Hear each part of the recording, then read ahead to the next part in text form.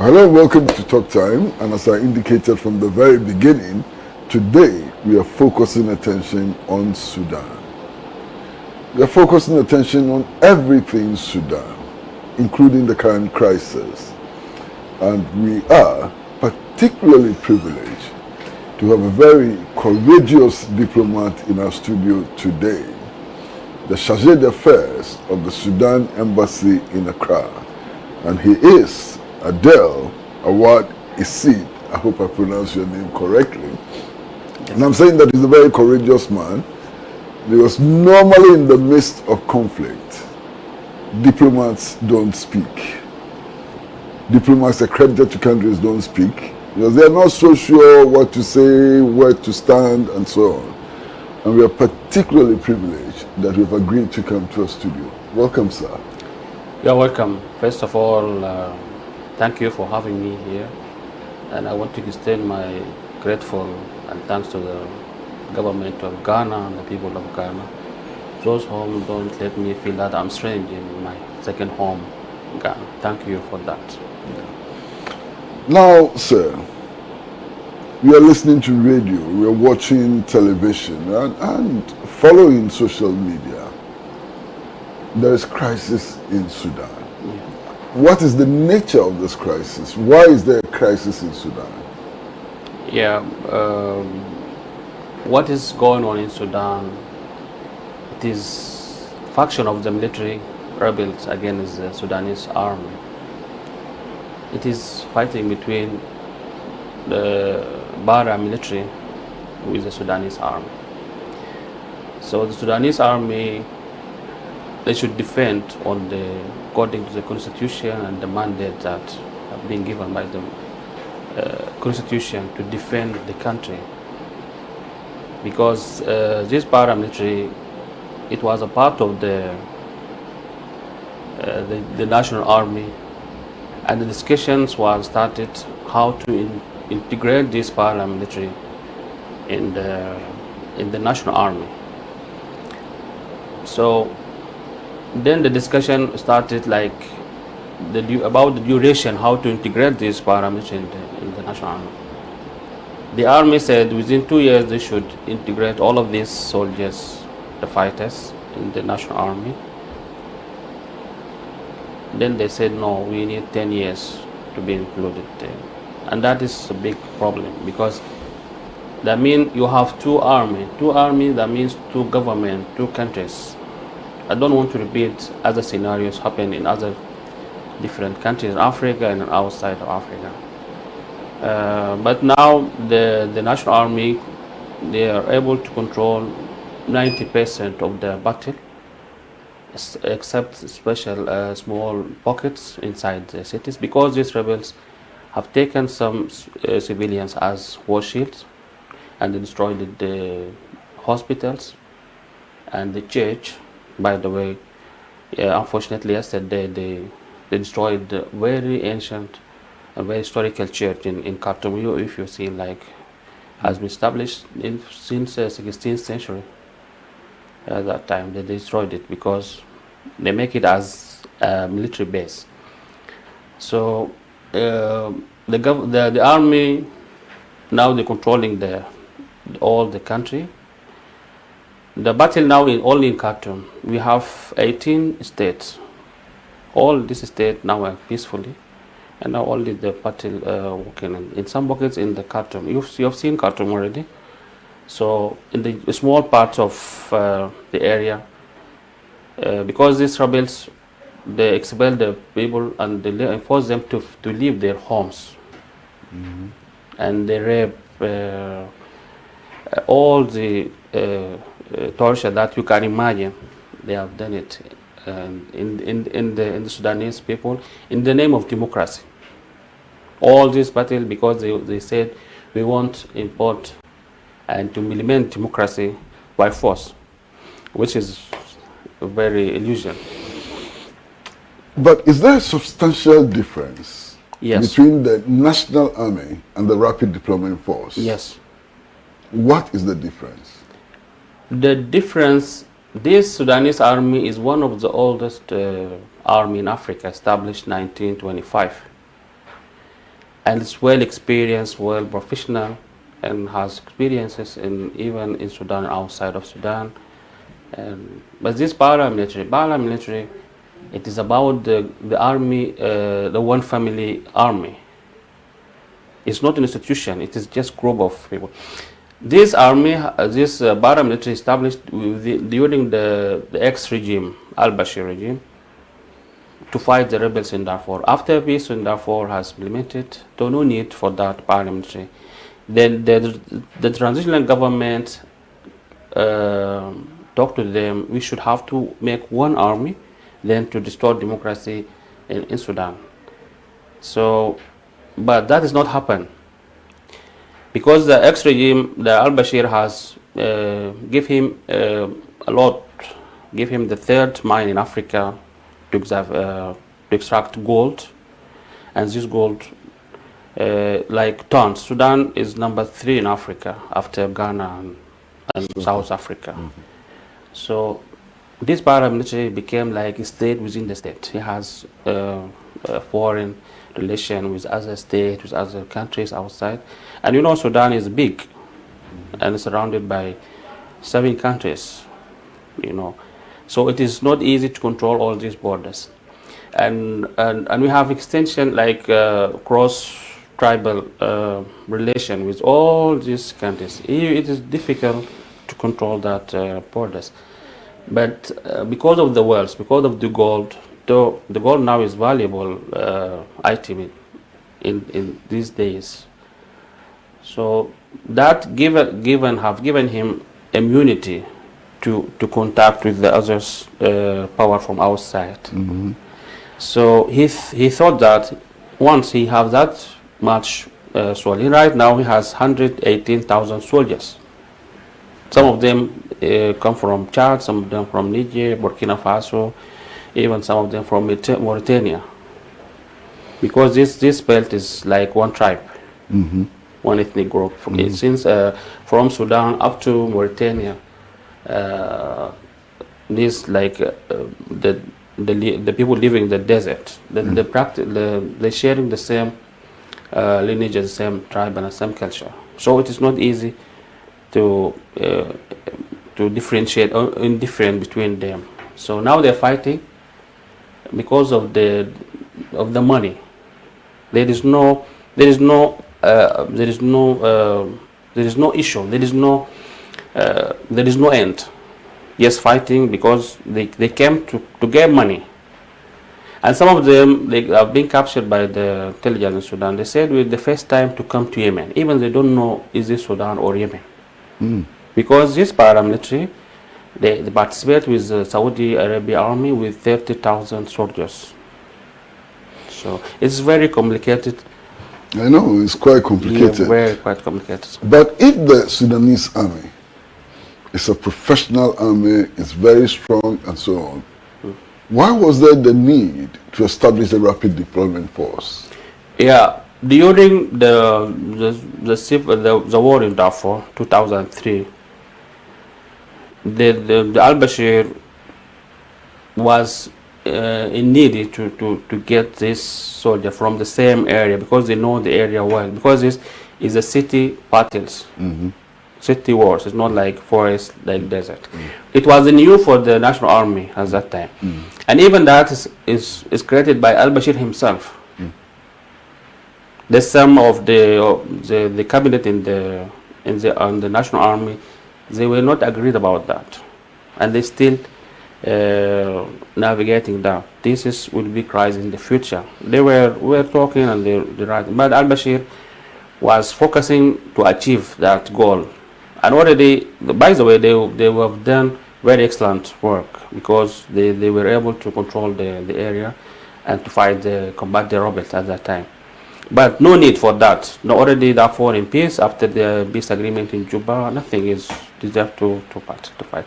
And he himself, I don't know what's the end because he's already the vice president and he's the most powerful, maybe in Africa, not only in Sudan. He's a very rich guy with a huge number of soldiers. The loyalty for him himself, not for the idea. There is no end, I'm telling you. So that is the problem. if they were agree about to integrate in 2 years, they will never see this war. We don't need war because we have experienced war since independence up to now. So unfortunately, we didn't think that it will happen in Khartoum. Now the airport was destroyed. Some of the headquarters, military headquarters, has destroyed. The universities, even the National Museum, yes, destroyed it by these rebels. You know, the hospitals now all 60% of the hospitals out of service because of their. But the two leaders appear to agree a lot. They Yes. agreed on the war in Darfur. Yes. They agreed in the confrontation of the pro-democracy movement. Yes. One is head of state, one is deputy head of state. Yeah. What they disagree on is very small. It's not small.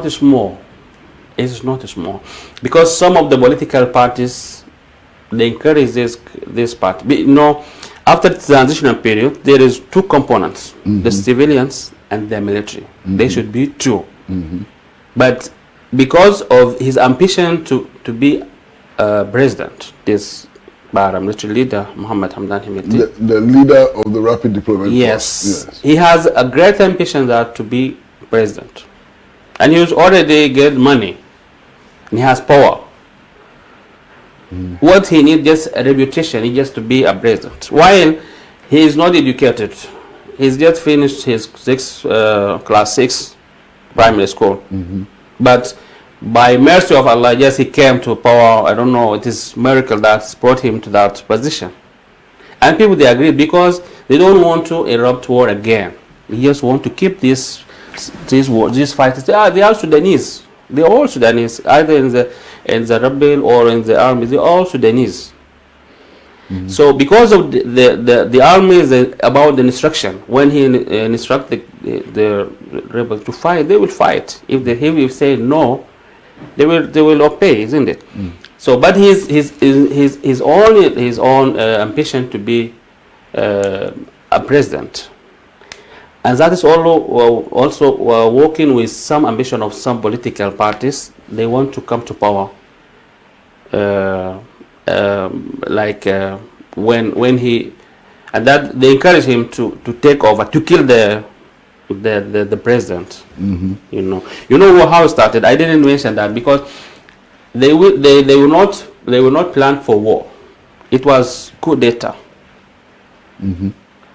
On 15th of April, he decided to kill His Excellency President of Sudan, The interim government. Yes, and he already attacked his home, and he killed 35 of his defense soldiers, and he were able to secure himself, his president. They killed 35 soldiers out of 60, and he, alhamdulillah, now is safe, and not because himself, but because he is symbolic of the sovereignty of Sudan. This is a president. When you attack the president, they attack the country, they attack the state.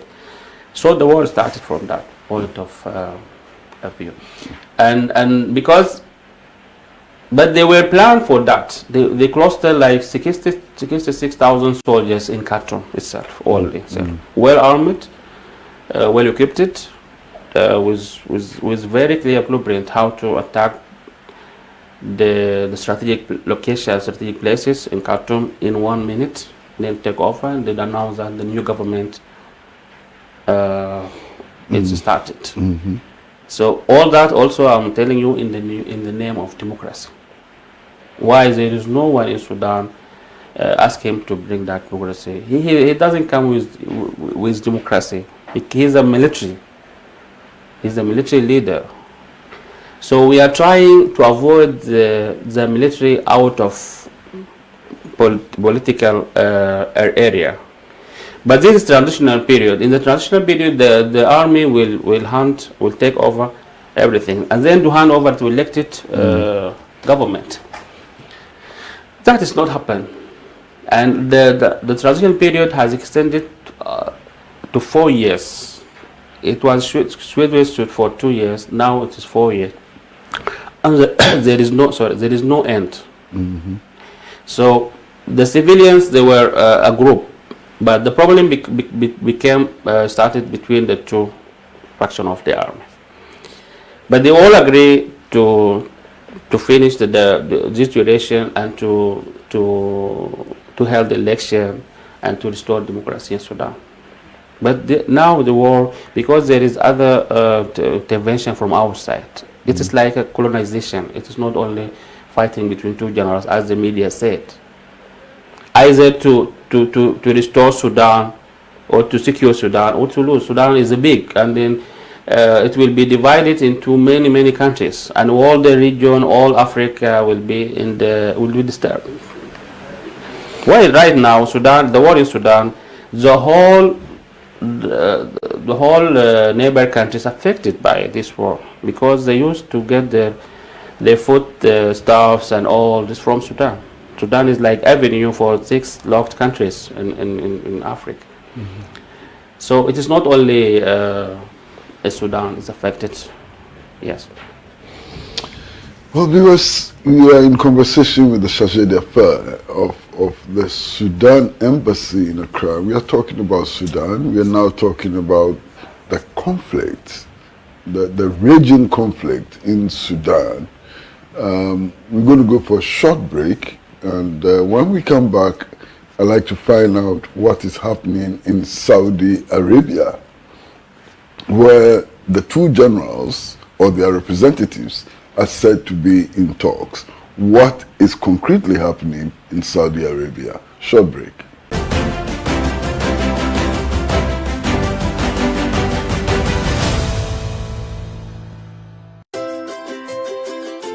Trasacco Estates, home to Accra's most beautiful and luxurious homes, presents its newest addition, Trasacco Springs, a premium master planned community of service plots surrounded by an exhaustive list of amenities. The gated community of Tema to Accra Motorway presents you the finest opportunity to own a land that suits your preferred size, budget, and payment terms. Trasacco Springs is open to you for development. Our on-site sales executives are ready. Call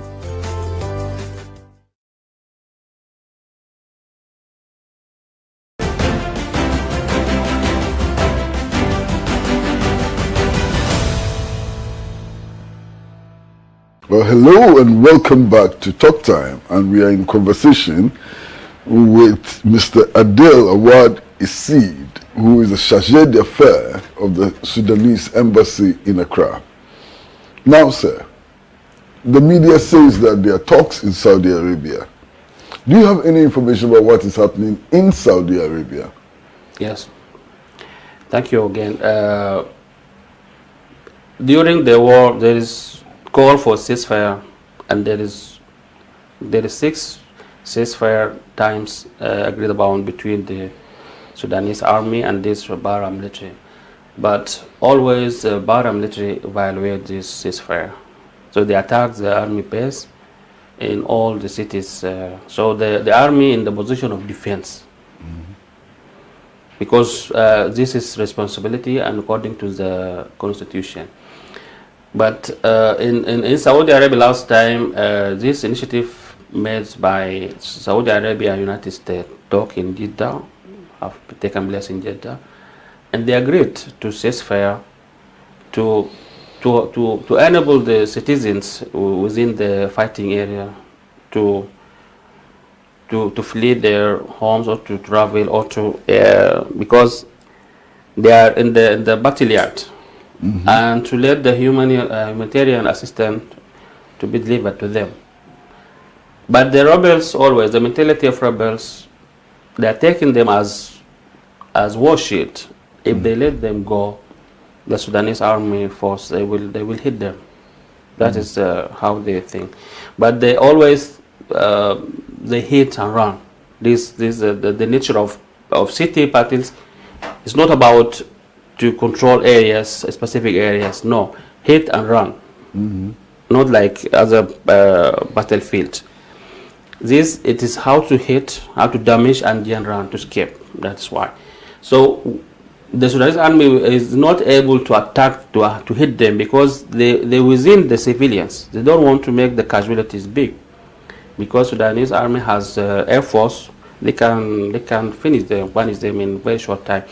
But because they know that they take in mosques, church, schools, and even they capture the citizen inside these homes. No, you cannot do that.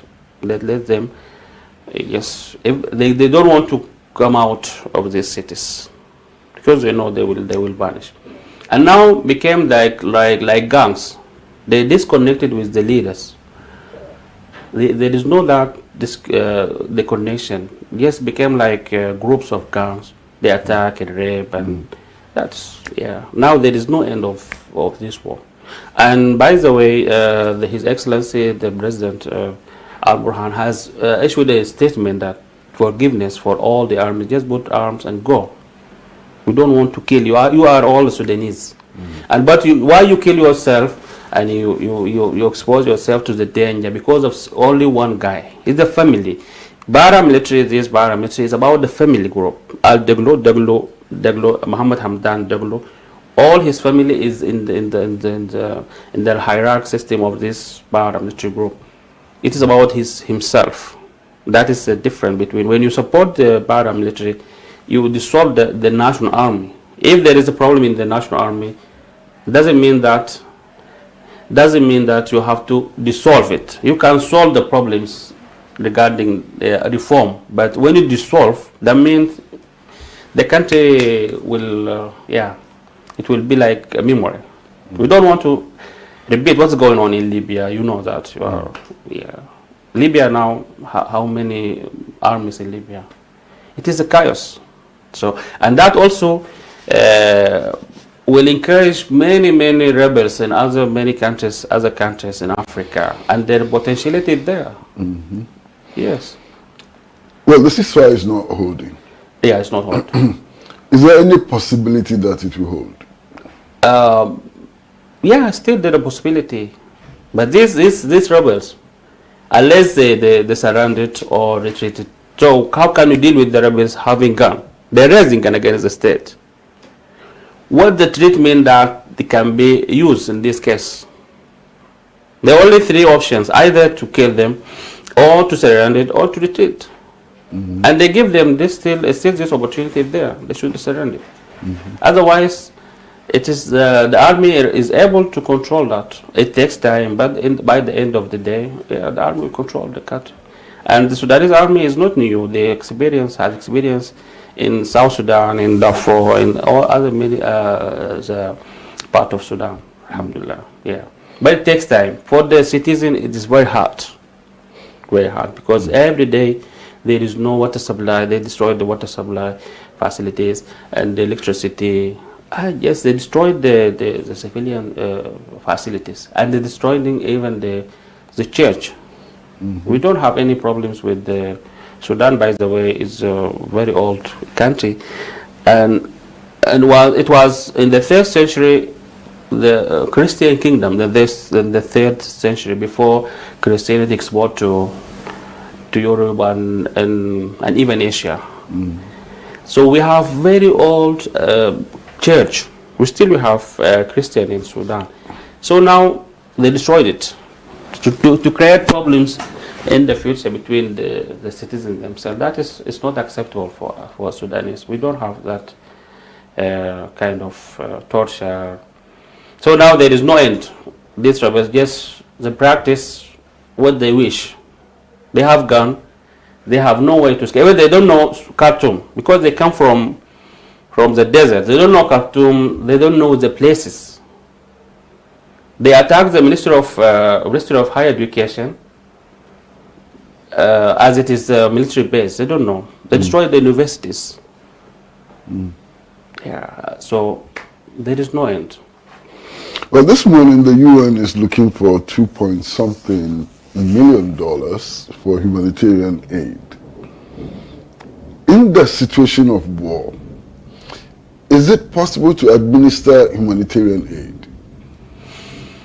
Yeah, it is difficult in the battlefield yet, but the majority of Sudanese, they left Khartoum to the other cities. It is possible to deliver this assistance to them in the other state. Sudanese cultures, if you follow the news, you will never see what's called the refugees camps, because the Sudanese people, they open their houses and they helped before that to these guys, and they welcome them in their own houses up to the finish of this war. So as I said, we have like 17 states out of Khartoum. If you drop Khartoum outside, then we have 17 states, both Sudan, and they can deliver that assistance for them. The authorities can secure this assistance to deliver to the stakeholders. There is no problem for that. And the battle in Khartoum, it will be finished soon. I'm telling you, inshallah. We are following that.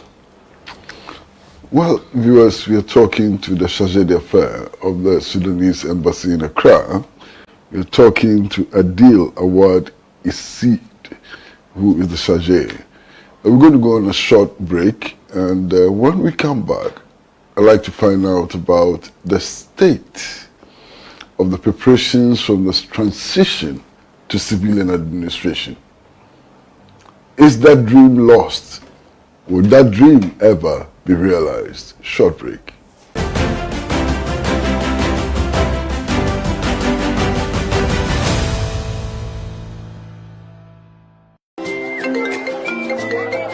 Hello, information. Madam, Me, I have still not got the money for that list of expensive building materials you sent to me. The price of the iron rods have been increased too much, had I? madam, relax. Look, that's not why I did call you. I just visited IPCP, where the engineers told me everything about Trasacco fast floor. Shawako, please, those people are expensive. Are they not the people building those big houses in town? I beg Bonus Kashana, guys. Madam, in fact, I used to think the same until I visited their office today, and they gave me an estimate of how much it will cost. No, the estimate is real. It's cheaper than the one I even sent you. Wow. Building contractors, foremen, masons. Visit IPCP, the Trasacco Fast Floor. Engineers will assist you build an affordable, faster and stronger building. Oh, madam. It is done. Wow. Trasacco Fast Floor. Stronger, faster and affordable. This is a Trasacco construction product. Yeah, welcome back to Talk Time, and we are in conversation with the Chargé d'Affaires of the Sudan Embassy in Accra, Mr. Adil Awad Isid, who is the Chargé d'Affaires. Now, sir, before the war broke out, there were preparations for the transition to democratic civilian administration. Where is that? Yeah, this war started because of of that discussion. It started in a way to distort democracy. To distort democracy, you have to unify the army in one army. Otherwise, you will never see democracy in the ground.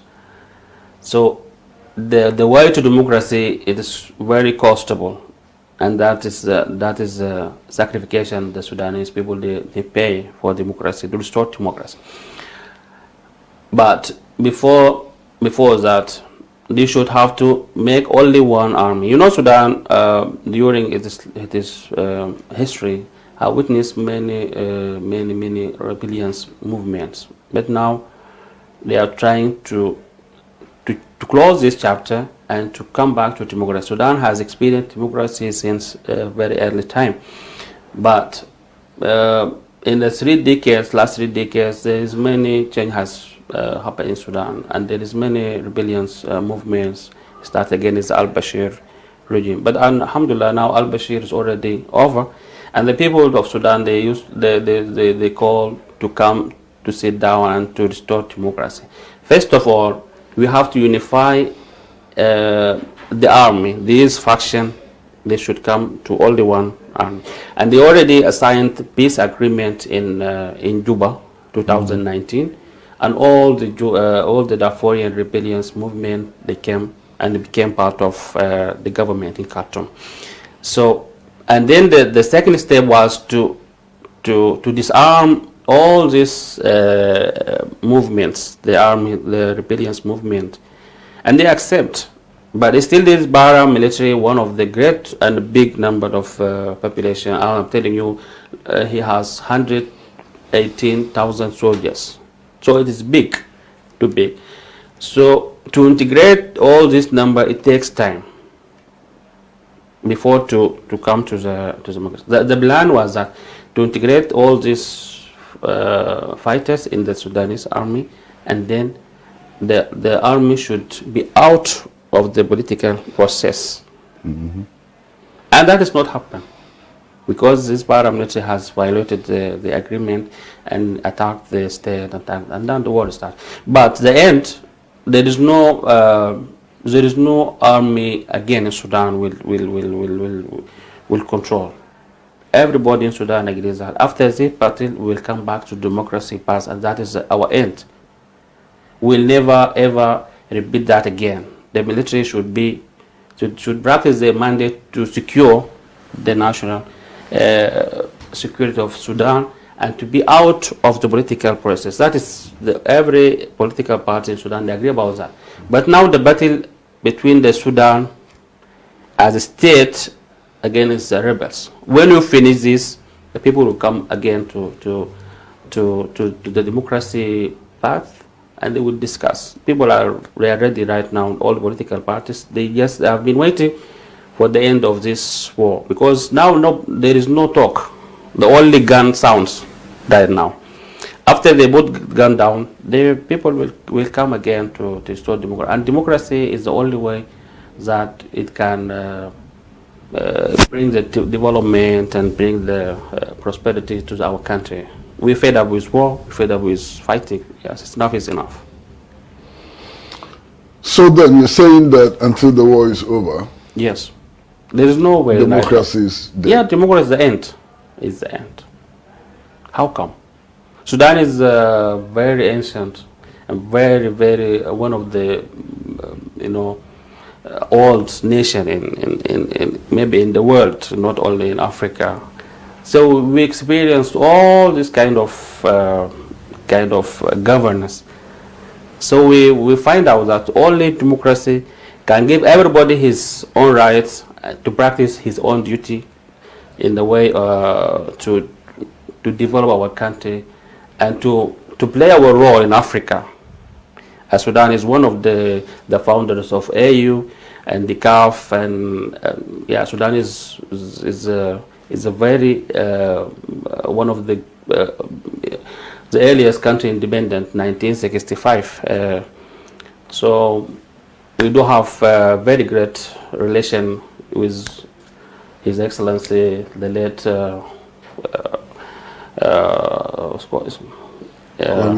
Nkrumah, yeah. Kwame Nkrumah. We've learned in the schools about Nkrumah, about Nyerere, about we are founder of Pan-Africanism, the Sudanese, because Sudan is a gateway to Arab world and to Africa. Where we're in the middle. As I said, we mix tea, milk and tea. We are not Arabs, we are not Africans, we are mixed. So we African blood with culture, Arab culture, and with the Nubian Kushtic heritage. So we will back, inshallah, to democracy, and everybody will see that Sudan. This will be the last sorrow, inshallah, Sudanese people will see in their life, inshallah. We will pray for that. The war will end up soon. And also, I will exploit this opportunity to thank the government of Ghana, and also to say welcome back to our Sudanese, the Ghanaian students in Sudan. They came back safe. Alhamdulillah for that. Thank you. Okay, we are now taking another short break, and when we come back, we'd like to deal with, is it true that there are foreign influences working in Sudan? And which are these foreign influences working in Sudan? Short break.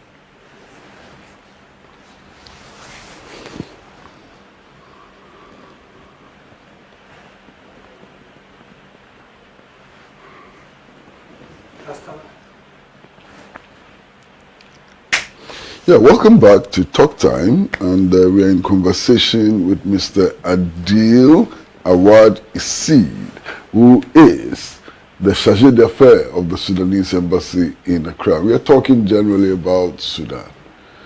Now, is it true that there are some foreign influences in the Sudan stoking up the fires? Yes, look, once there is war somewhere else in Africa, not only in Sudan, you have to realize that some foreigners are from behind. Yes, because when you look at the equipment that the rebels, paramilitary rebels, they holding right now, who's brought that guns, that bullets? How? And all Sudan is the one of Sudan is one of the 6 countries around the world has everything. Mean what? We do have oils and land and water and minerals and then the coast. There are many countries, they do have, like Saudi Arabia, they do have oil but don't have water and land. Sudan and Russia and China and America, maybe Canada, Australia, they do have, because it is this semi-continent. So that encourages the foreigners to come to at least to take the portions. So they come with divide and rule, as the colonials have done that in us. So who's encouraged your brother to kill you? Is he want you to develop you or to destroy you? If I want to develop, if he want to develop, he should have to bring you projects, development items, not bullets, not guns. So we do have, and we still have investigation about the main countries, outside countries who are involved in this war. Still now there is investigation, and then we discover about that soon after the war will end, inshallah. But we are sure that there is others from our side they participate in this war. Not only, but even the media. There is it is a big. It is like campaign. Mm-hmm. Like campaign. It's only war. This campaign to marketize this paramilitary as the savior for the Sudanese people, in the name of democracy, which democracy and power in the very extremely point of view, because democracy about the negotiation and war. Or what the end of war is, killing and torture and rape, and this war, everybody knows what war is. So democracy cannot come with gun. People should sit down and to discuss the issues, and they come up with agreement. That is the democracy that we know. But how can you bring democracy with Kalashnikov? You cannot. Can you name some of the foreign influences in Sudan? We still not, because Sudan is surrounded by 6 countries. It's not easy right now to mention, at least, but there is some intelligence reports about maybe Wagner a part of that. Yeah, but there is a mistake. But they have some reports about Wagner, because Wagner, they have they're controlling right now some of the Western African countries. They practice, and they what's called now they have been existing in Libya, Central Africa, and some of these Western countries, like Burkina Faso, I think. So they involved, because the war about gold. This semi-desert area is the rich of gold in Sudan. So the main target is gold. Mm-hmm. True gold. Everybody needs gold, because it is very fast resources, very fast product, can get you rich very soon. 1 kilogram will be over. Well, sir, thank you very much for coming to the studio. Thank you very, very much for coming. We've been talking to Mr. Adil Awad Isid, who is the chargé d'affaires of the Sudan embassy in Accra, and we're talking about Sudan. I've learned a lot about the Sudanese conflict, and I do sincerely hope that this conflict will come to an end and Sudan will take its rightful place in the Committee of African Nations, working towards the dream of Osajifo Dr. Kwame Nkrumah to build that United States of Africa which will be free from neo-colonial exploitation. Please keep watching Pan-African Television. We bring you the best analysis on Africa and bring you the best interpretation of worldwide events. Keep watching Pan-African Television until we meet again next week. Bye-bye.